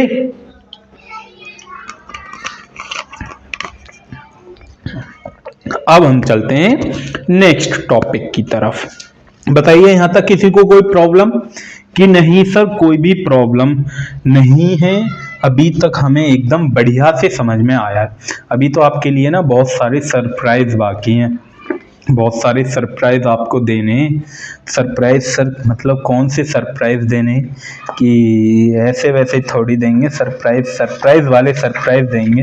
तुम टेंशन क्यों लेते हो भाई, अंकुश सर के साथ फिजिक्स पढ़नी है आपको तो सरप्राइज भी बढ़िया आपको मिलेंगे, ठीक है। सरप्राइज भी बढ़िया हैं आपके लिए। कैसी बात करते हो, ये लीजिए, देखना कितने प्यारे से अच्छे से नोट्स बनाए हैं अंकुश सर ने आपके लिए, मेहनत करी है। तो मेहनत का भाई फल दिखाओ ना अंकुश सर को। ओके चलिए, तो यहां पर अब हम पढ़ने वाले हैं नेक्स्ट टॉपिक्स। हेडिंग लगाइए टाइप्स ऑफ ऑप्टिकल फाइबर, या फिर आप बोल दीजिए क्लासिफिकेशन ऑफ ऑप्टिकल फाइबर। यदि मैं ऑप्टिकल फाइबर का क्लासिफिकेशन करता हूं तब क्या होगा, देखिए। ऑप्टिकल फाइबर का क्लासिफिकेशन मतलब कि सर अगर मैं ऑप्टिकल फाइबर का क्लासिफिकेशन करता हूं तो बेस्ड ऑन मटेरियल, तो मटेरियल्स के ऊपर बेस्ड, मटेरियल्स की कौन कौन से मटेरियल से मिलकर बनी होती है उसके ऊपर हम पढ़ेंगे। उसके बाद नंबर ऑफ मोड्स, मतलब कितने मोड्स उसमें ट्रांसफर हो सकते हैं, कितने नंबर ऑफ मोड्स जा सकते हैं, उसके ऊपर हम पढ़ने वाले हैं। बेस्ड ऑन रिफ्रैक्टिव इंडेक्स, कि उसका रिफ्रैक्टिव इंडेक्स क्या होने वाला है, ठीक है, उन सभी के ऊपर। तो यहां पर हम मटेरियल के ऊपर पढ़ते हैं। तो आप जानते हैं एक तो ग्लास फाइबर रहती है, ग्लास की तरह रहती है, एक प्लास्टिक से बनी हुई रहती है। तो मटेरियल के ऊपर इतना खास नहीं है, आप लिख सकते हैं जो ग्लास की बनी रहती है ग्लास फाइबर, जो प्लास्टिक की बनी रहती है प्लास्टिक फाइबर, ठीक है। उसके बाद based on number of modes, modes के ऊपर यहाँ पर सिंगल मोड फाइबर, जिसे आप मोनो मोड के नाम से भी जानते हैं, अगर आप क्वांटम वगैरह में देखेंगे तो मोनो मोड्स के नेम से आएगा, ठीक है, मोनोमोड्स या सिंगल मोड फाइबर। उसके बाद multi mode fibre, single mode fibre student उसको हम बोलते हैं जिसमें केवल एक लाइट ट्रेवल ही कर सकती है, उसको हम सिंगल मोड फाइबर बोलते हैं, जिसे मोनोमोड बोल दीजिए। मल्टी मोड फाइबर का मतलब क्या होता है कि जिसमें एक से ज्यादा लाइट ट्रेवल्स होती हैं, उसको हम बोलते हैं मल्टी मोड फाइबर। इतना क्लियर, सभी को क्लियर है कि हाँ सर। उसके बाद बेस्ड ऑन रिफ्रैक्टिव इंडेक्स, तो पहला पार्ट है इसमें स्टेप इंडेक्स फाइबर। अब स्टेप इंडेक्स फाइबर क्या होता है मैं आपको बताता चलूं। स्टेप इंडेक्स फाइबर होता है कि स्टूडेंट अगर जो आपका रिफ्रैक्टिव इंडेक्स है कोर और क्लैडिंग के इंटरफेस का वो एकदम से चेंज नहीं होता है, उसको हम बोलते हैं स्टेप इंडेक्स फाइबर। ठीक है, एब्रप्टली चेंज नहीं होता है, यूनिफॉर्म रहता है थ्रू आउट, तो उसको हम बोलते हैं स्टेप इंडेक्स फाइबर। और यहां पर चेंज हो जाता है, उसको हम बोलते हैं ग्रेडिएंट इंडेक्स फाइबर। उसके स्टेप इंडेक्स फाइबर के भी दो पार्ट्स होते हैं, single mode step index fibre जिसे SMSIF, उसके बाद multi mode step index fibre MMSIF, उसके बाद gradient multi mode gradient index fibre MMGIF। तो ये कुछ इसके पार्ट्स हैं, तो बेसिकली आप पढ़ सकते हैं इनको, मैंने बेसिकली आपको बता दिया। वन बाय वन हम डिस्कस करते हैं कि कौन कौन से आपके एग्जाम के लिए वेरी वेरी इंपॉर्टेंट है। तो यहाँ पर बेसिकली पहले मैंने लिखा है मोनो मोड या फिर सिंगल मोड। अब मोनो मोड का मतलब क्या होता है कि ट्रांसमिट ओनली वन मोड, मतलब एक ही लाइट ट्रेवल्स करेगी इसमें, जिसे हम सिंगल मोड फाइबर्स बोलते हैं। इसका जो डायमीटर रहता है वो 5 से 10 माइक्रोमीटर रहता है, और यहाँ पर क्लैडिंग का जो डायमीटर रहता है वो 50 से 125 माइक्रोमीटर रहता है। यहाँ पर ये जो 5 और 10 वाला है वो कोर का डायमीटर है, और ये जो यहाँ पर है 50 से 125 का वो क्लैडिंग का डायमीटर है। ठीक है, कोर मतलब ये जो नोक वाला है, ये नोक 5 से 10 माइक्रोमीटर का पार्ट रहता है, इसका डायमीटर इतना रहेगा। और क्लैडिंग मतलब ये जो पिंक कलर का पोर्शन दिख रहा है, ये आपके पास 50 से 125 माइक्रोमीटर रहता है। ठीक है, उसके बाद यदि सिंगल मोड में प्रोपोगेशन की बात करते हैं फाइबर में, तो वहां पर V की जो वैल्यू है वो ये रहती है, V लेस देन या इक्वल टू 2.405 रहती है।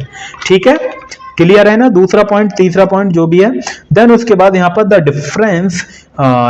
The difference in refractive index of core and cladding, यदि मैं कोर और क्लैडिंग का रिफ्रैक्टिव इंडेक्स मतलब μ1 माइनस μ2 करता हूं, तो वो क्या आता है, वेरी स्मॉल आता है। क्या आता है, वेरी स्मॉल आता है। ठीक है ना, ओके। देन उसके बाद नेक्स्ट पॉइंट है, only high quality laser source that produce a very focused beam.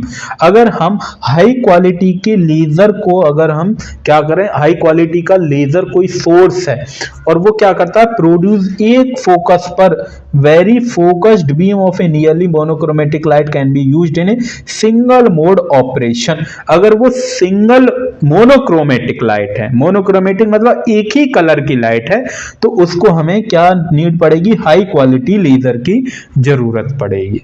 ठीक है ना। इसके कुछ एडवांटेज हैं।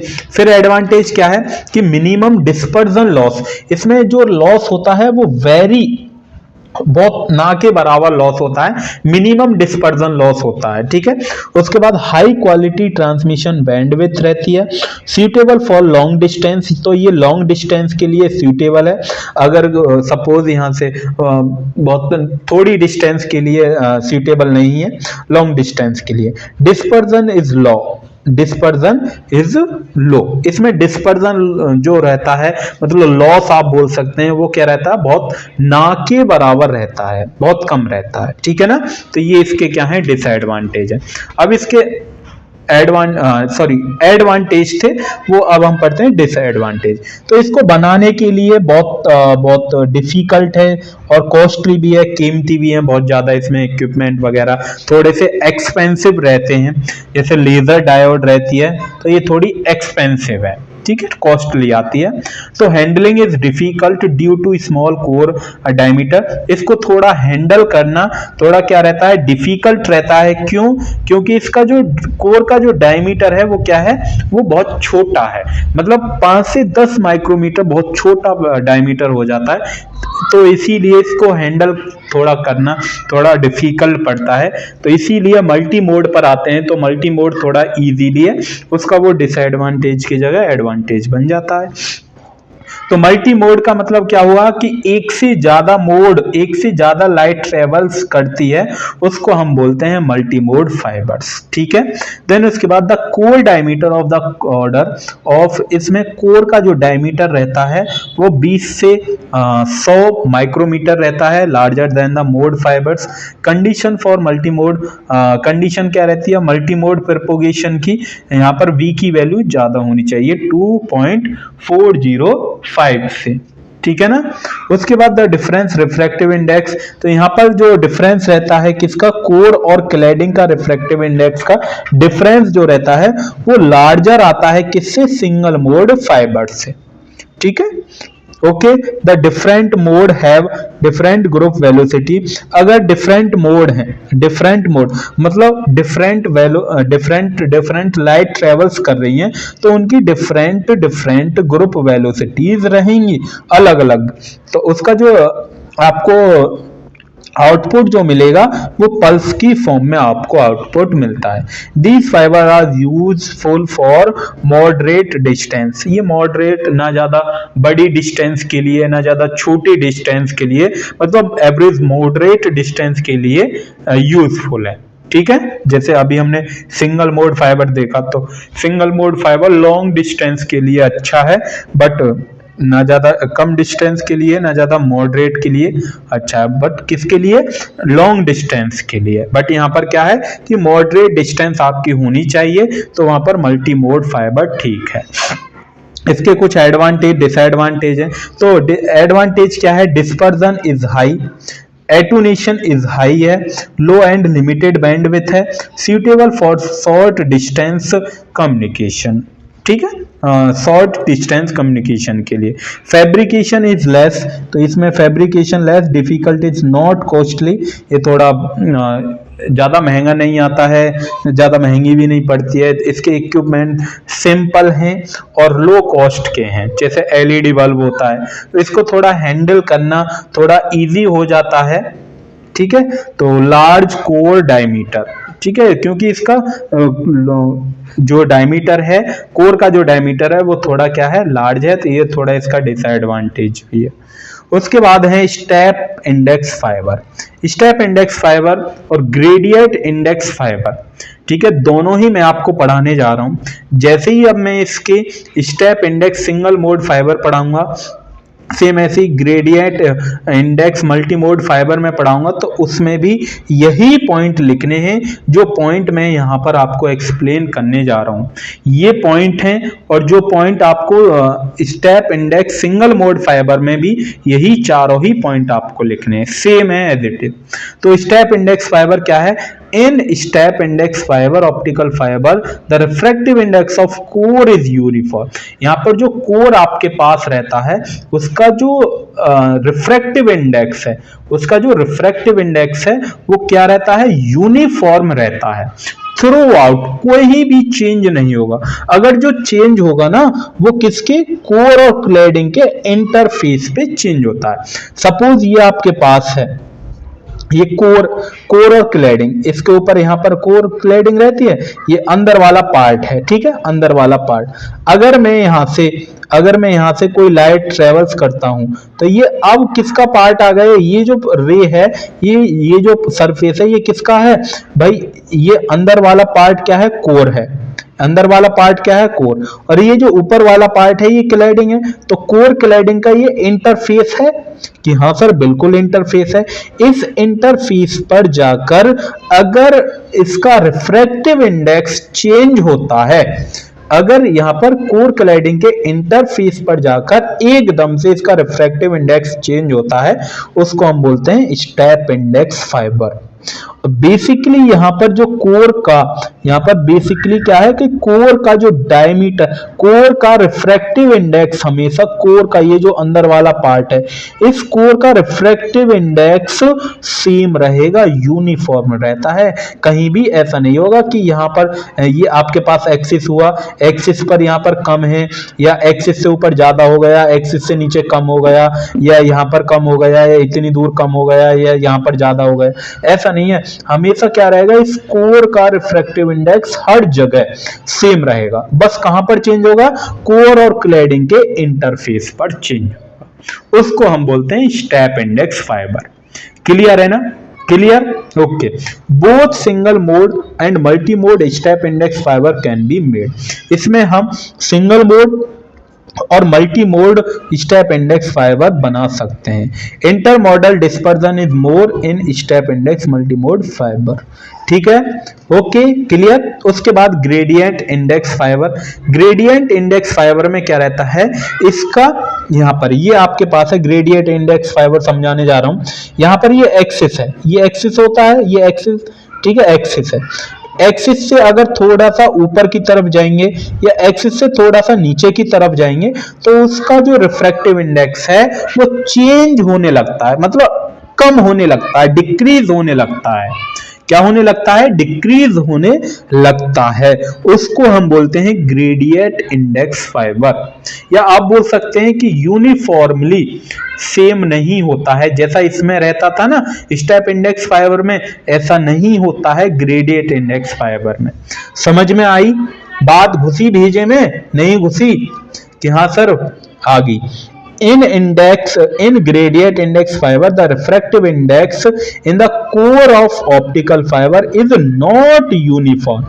Uniform नहीं रहता, it decrease gradually, धीरे धीरे decrease रहता है from maximum value at the axis point। तो axis जो है ये आपके पास जो बीच वाली लाइन है, ये जो axis है, इस axis पर maximum रहता है। जैसे ही ये maximum से थोड़ा कोर क्लैडिंग सरफेस की तरफ चलता रहेगा, बढ़ता रहेगा और सेम जैसे ही नीचे की तरफ आता रहेगा तो वो क्या रहता है, धीरे धीरे घटता रहता है। Of the core to minimum value at core cladding surface, तो कोर क्लैडिंग के सरफेस पर मिनिमम वैल्यू मिलेगी, कोर क्लैडिंग के सरफेस पर क्या मिलेगी, मिनिमम वैल्यू मिलेगी। क्लियर है ना, समझ में आई है बात, आगी ना बात समझ में कि हाँ सर समझ में आ गई बात हमारे में, ठीक है। उसके बाद gradient index can be multi mode only, तो ये मल्टी मोड के लिए है, ठीक है। Inter model dispersion is less in gradient index multi mode fibre. तो यहाँ पर क्या है कि refractive index of cladding, refractive index of cladding, cladding का रिफ्रैक्टिव इंडेक्स यहाँ पर क्या रहता है, ऑलवेज सेम रहता है। क्लैडिंग के रिफ्रैक्टिव इंडेक्स में चेंज नहीं आता है, जो चेंज आएगा वो कोर के रिफ्रैक्टिव इंडेक्स में चेंज आएगा। आगे ना समझ में बात। तो यहाँ पर जो बाकी की जो भी पार्ट्स थे, जैसे step index single mode fibre, single mode step index fibre जिसे मैं नाम दे रहा था, तो यहाँ पर आप देखिए मैंने वही जो स्टेप इंडेक्स फाइबर में मैंने जो भी 4-5 पॉइंट लिखवाए हैं वो यही आपको लिखने हैं, ठीक है। तो ये जो अंदर वाला पार्ट है ये आपके पास कोर है और ये जो बाहर वाला पार्ट है ये आपके पास क्लैडिंग है। थोड़ा सा डायग्राम बढ़िया सा बनाएंगे, स्केल्स वगैरह से मैंने थोड़ा हाथ से बना दिए हैं, ठीक है, तो आप देख लीजिएगा।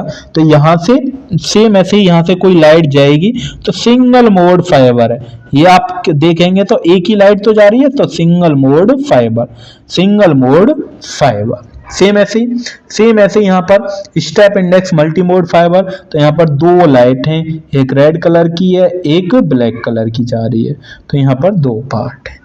उसके बाद ग्रेडियंट इंडेक्स फाइबर।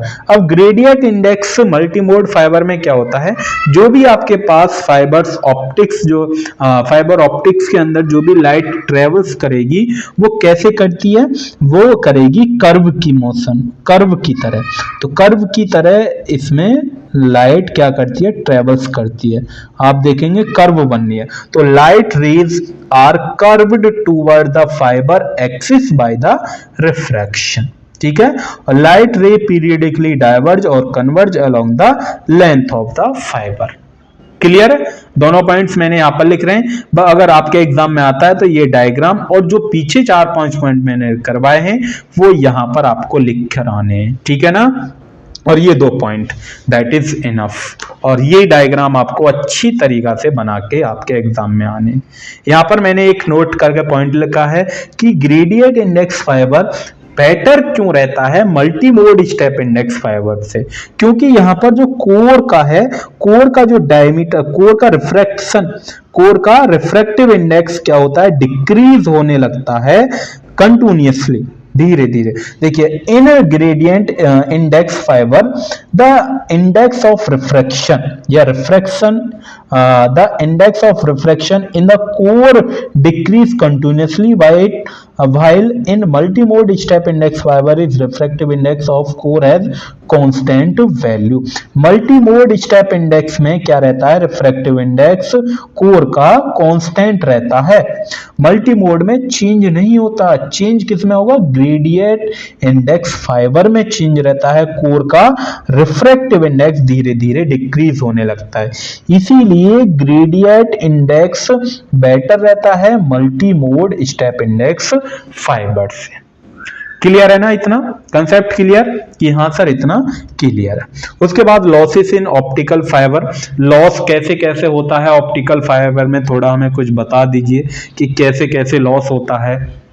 ठीक है, जैसे बोलते हैं ना कि सिग्नल कम आ रहे हैं, पावर कट हो गई, तो सेम ऐसे ही। तो एटूनेशन और डिस्पर्सन, एटूनेशन का मतलब क्या होता है कि इंटेंसिटी लॉस हो जाना, इंटेंसिटी क्या होती है, लॉस हो गई, या पावर लॉस हो जाना, ऑप्टिकल पावर लॉस। डिस्पर्जन का मतलब है स्प्रेडिंग ऑफ लाइट, लाइट का फैल जाना, या ब्रॉडनिंग ऑफ लाइट, या लाइट का चौड़ा हो जाना। ठीक है, ब्रॉडनिंग मतलब क्या हुआ, लाइट को बहुत ज्यादा बड़ा हो जाना, या स्प्रेडिंग ऑफ लाइट, लाइट का थोड़ा सा फैल जाना, तो उसकी वजह से सिग्नल्स थोड़े से कम आते हैं। ठीक है, इस वजह से। जैसे अभी यहाँ पर एग्जांपल लेंगे तो एटूनेशन की यहाँ पर ये डेफिनेशन लिखी हुई है, अगर आप पढ़ेंगे तो यहाँ पर एक एग्जांपल लिखा है। तो यहाँ पर आप देखिए ये एम्पलीट्यूड है, ये क्या है आपके पास, एम्पलीट्यूड। तो पीआई का मतलब पावर ऑफ इनपुट, यहाँ पर पीआई पावर ऑफ इनपुट। यहाँ पर ऑप्टिकल फाइबर है, ऑप्टिकल फाइबर की लेंथ एल है, यहाँ पर मैंने आउटपुट दिया है। तो आप देखेंगे यहाँ पर इसका एम्पलीट्यूड ज्यादा है और यहाँ पर इसका एम्पलीट्यूड क्या है, कम है। तो यहाँ पर इसमें जैसे ये कोई लाइट इसके अंदर गई होगी, ऑप्टिकल फाइबर के अंदर गई होगी, तो वहां पर क्या हुआ, लॉस हुआ है, लाइट का पावर का लॉस हुआ है। जब पावर का लॉस होगा तो उसकी इंटेंसिटी, उसका एम्पलीट्यूड क्या हो जाएगा, कम हो जाएगा। तो यहाँ पर इसीलिए इसका एम्पलीट्यूड क्या हो गया है, कम हो गया है। क्लियर है ना, तो इसका आउटपुट है। तो यहां पर the reduction of amplitude, amplitude के रिडक्शन, एम्पलीट्यूड में रिडक्शन आना, और power and intensity of a signal as it guided to through optical fibre. It is mainly due to absorption और स्कैटरिंग, या तो एब्जॉर्प्शन हो सकती है लाइट, या फिर स्कैटरिंग हो सकती है, किसी से टकरा जाना। ठीक है ना, आगे दो तरीका से हो सकता है। तो यहाँ पर इफ पी आई, यहाँ पर पी आई और पी नोट मैंने आपको बता दिया है, इनपुट और आउटपुट है, end of the cable length है एल है, यहाँ पर ये जो ऑप्टिकल फाइबर की लेंथ एल है, attenuation loss per unit length. तो एटूनेशन इसका फॉर्मूला है एटूनेशन का, तो alpha is equal to -10/L log base 10 P nought upon P I. P nought मतलब पीओ भी बोल सकते हैं आउटपुट। ठीक है, अगर इसको माइनस को हटाते हैं तो ये ऊपर चला जाएगा और ये नीचे आपके पास आ जाएगा। ठीक है, तो सेम ऐसे यहाँ पर लिख दिया मैंने। सेम इसकी यूनिट क्या होती है, वेरी वेरी इंपॉर्टेंट, डेसिबल पर किलोग्राम, जिसे डीबी अपॉन किलोमीटर बोलते हैं। वेरी वेरी इंपॉर्टेंट है इसकी यूनिट। उसके बाद डिफरेंट टाइप्स ऑफ लॉसेस हैं। तो 3 टाइप्स के लॉसेस होते हैं, एब्जॉर्प्शन लॉस, स्कैटरिंग लॉस और बेंडिंग लॉस। अब मैं आपको बता देता हूं इनको तीनों को जल्दी जल्दी में थोड़ा सा जल्दी एक्सप्लेन कर देता हूं। देखिए, एब्जॉर्प्शन लॉस क्या होता है, एब्जॉर्प्शन लॉस होता है कि आपके पास कोई कोर मटेरियल है। क्या है कि कोर का कोई मटेरियल है, कोर मटेरियल है। ठीक है, जैसे कोर बनी रहती है ना, कोर भाई कोर है, वो कोर किससे बनी रहेगी, किसी ना किसी मटेरियल से। उस मटेरियल के अंदर कुछ इंप्योरिटीज को हम ऐड कर देते हैं, ऐड कर दी, कुछ इंप्योरिटीज हमने ऐड कर दी, और उस इंप्योरिटीज ने उस लाइट को, जो लाइट जा रही थी कोर के अंदर से, उस लाइट को क्या कर लिया, एब्जॉर्ब कर लिया है। तो उसकी वजह से कुछ ना कुछ लॉसेस होगा, और उसी लॉसेस को हम बोलते हैं एब्जॉर्प्शन लॉस। बात आगे clear. The absorption of light by the core material and impurity present in the core material of A fibre during wave propagation. जब वेव उसके अंदर से जा रही थी तो कोर मटेरियल ने इम्प्योरिटीज की प्रेजेंट की वजह से उसको क्या कर लिया, लाइट को एब्जॉर्ब कर लिया। उस लाइट को जैसे ही एब्जॉर्ब किया तो उसमें लॉसेस आ गए। उस लॉसेस को हम बोलते हैं absorption loss. That is enough. ठीक है। उसके बाद स्कैटरिंग लॉस। स्कैटरिंग लॉस होता है कि अगर स्कैटरिंग मतलब क्या होता है कि लाइट को टकराना, एक तरीका से स्कैटर्ड करना। ठीक है। स्कैटर्ड करना तो वहां से लॉस होता है। बैंडिंग लॉस मतलब कि आपके पास कोई जैसे ये है, आपके पास फाइबर ऑप्टिक्स है, फाइबर ऑप्टिक्स ये बैंड हो गई है, मतलब मुड़ गई है। जैसे ये मुड़ जाती है, कहीं से मुड़ गई है, तो उसमें जो लॉस होता है वो बैंडिंग लॉस होता है। ठीक है ना, मुड़ जाना, बैंड हो जाना। जैसा अभी यहाँ पर डायग्राम आप देखेंगे तो सेम ऐसे ही है। तो यहां पर लिखा है कि is the main source of attenuation. The absorption of a light is caused by the following तीन डिफरेंट मैकेनिज्म और हैं। इंट्रिंसिक एब्जॉर्प्शन, इंट्रिंसिक एब्जॉर्प्शन की कोर है जो आपके पास, कोर इटसेल्फ अगर कोर मटेरियल से बना है तो उसमें खुद ना खुद उसके अंदर वाला पार्ट जो है वो लाइट को एब्जॉर्ब कर लेता है, तो इंट्रिंसिक। एक्सट्रिंसिक में क्या होता है कि जो भी आपके पास मेजर लॉस होता है, बहुत ज्यादा लॉस होता है, तो उसके अंदर बाहर वाला पार्ट एक्सटेंसिक एब्जॉर्प्शन है। ठीक है। एटॉमिक डिफेक्ट का मतलब क्या है कि द एटॉमिक, अगर कोई भी आपके पास मॉलिक्यूल है, एटम है, वो मिसिंग है उसके अंदर से, तो उसकी वजह से लॉस जो होता है वो एब्जॉर्प्शन बाय एटॉमिक डिफेक्ट होता है। ठीक है। स्कैटरिंग लॉस, स्कैटरिंग लॉस क्या है? It is the loss of optical energy. इसमें ऑप्टिकल एनर्जी का लॉस होता है due to imperfection in fibre. ठीक है। Due to this phenomena the light is scattered in all direction. Light scattered हो जाती है सभी डायरेक्शन में, which cause of the power optical power in forward direction, जिस वजह से जो आपके पास ऑप्टिकल पावर है वो क्या हो जाती है, लॉस हो जाती है। ठीक है। ऑप्टिकल पावर क्या हो जाती है, लॉस हो जाती है, क्योंकि लाइट जब स्कैटर्ड हो जाएगी, फैल जाएगी सभी डायरेक्शन में, तो वहां से क्या होगा, पावर लॉस होगी। तो this loss is known as Rayleigh scattering loss. तो उसको हम क्या बोलते हैं, Rayleigh scattering loss. Rayleigh scattering loss का फॉर्मूला होता है, Rayleigh scattering loss is inversely proportional 1 the 4th power of wavelength. Wavelength की 4th पावर, तो एकदम से चेंज हो जाना। ठीक है। बैंडिंग लॉस क्या होता है? The loss occur due to imperfection and deformation present in the fibre structure. ठीक है। फाइबर स्ट्रक्चर में इम्परफेक्शन आ जाना, डिफॉर्मेशन हो जाना, तो उसकी वजह से बैंडिंग लॉस होता है। दो प्रकार की होती है, माइक्रो बैंडिंग। माइक्रो मतलब कि स्मॉल बैंड हुआ हो, it is a loss due to small bending of fibre. ठीक है। Micro bending is either core and cladding undergoes, अगर आपके पास कोर और क्लैडिंग है उसको स्लाइटली बैंड हुआ हो उसके सरफेस से। ठीक है। This types of bends occur due to manufacturing the fibres. तो ये मैन्युफैक्चर का फाइबर की वजह से हो सकता है, जैसे यहाँ से है। ठीक है। तो ये बैंड हो गई है, तो यहाँ से रेल क्या हो गई है, आउट हो गई है। मैक्रो बैंडिंग, ज्यादा बैंड हो जाना, एक्सेसिव बैंडिंग हो जाना, तो वो मैक्रो बैंडिंग हो जाती है। तो यहाँ पर क्या हो गई है, वो ज्यादा बैंड हो गई है। डिस्पर्जन, लाइट का स्प्रेड हो जाना, फैल जाना, डिस्पर्जन लॉस होता है। बेसिकली आप लिख सकते हैं यहाँ से। तो dispersion is a limiting factor in communication system because it is cause pulses of light data to spread and overlap leading to signal distortion. ठीक है। तो 3 टाइप्स के रहते हैं, material dispersion, waveguide dispersion, modal dispersion. ठीक है। तो ये 3 टाइप्स हैं, बेसिकली आते नहीं है तो ये आप लिख सकते हैं। तो डिस्पर्जन क्या होता है कि द सिग्नल ब्रॉडनिंग और स्प्रेडिंग, मतलब सिग्नल का स्प्रेडिंग हो जाना, सिग्नल का फैल जाना, तो उसको हम बोलते हैं डिस्पर्जन। डिस्पर्जन मतलब क्या होता है, लाइट का फैल जाना। जब लाइट फैलेगी तो लॉस होगा, पावर लॉस होगी। ठीक है ना। इसके कुछ एप्लीकेशन है, कहाँ कहाँ इसका यूज करते हैं ऑप्टिकल फाइबर। तो आप जानते हैं कम्युनिकेशन में, ठीक है, फाइबर ऑप्टिकल सेंसर जो रहते हैं, इल्यूमिनेशन में होते हैं, इमेजिंग ऑप्टिक्स में, मिलिट्री और डिफेंस में भी इसका यूज होता है, मेडिकल फील्ड लाइन में भी इसका यूज होता है, broadcasting, data storage, data transfer और इंटरनेट में भी इसका यूज करते हैं, ठीक है ना। तो ये यहाँ पर स्टूडेंट आपका चैप्टर होता है फिनिश, और ये डीपीपी नंबर 2 है पार्ट 2 की। तो ये कुछ मोस्ट इंपॉर्टेंट टॉपिक्स हैं जो कि आपके एग्जाम में बार बार पूछे गए हैं, तो ये आप वहां से लर्न कर सकते हैं, ठीक है ना। और जैसा कि आप जानते हैं, अगर आपको इसके नोट्स चाहिए तो हमारा टेलीग्राम आपको ज्वाइन करना पड़ेगा। ये मेरा कांटेक्ट नंबर है, अगर किसी भी प्रकार का डाउट हो तो आप मुझसे कांटेक्ट कर सकते हैं ये इस नंबर पर, ठीक है।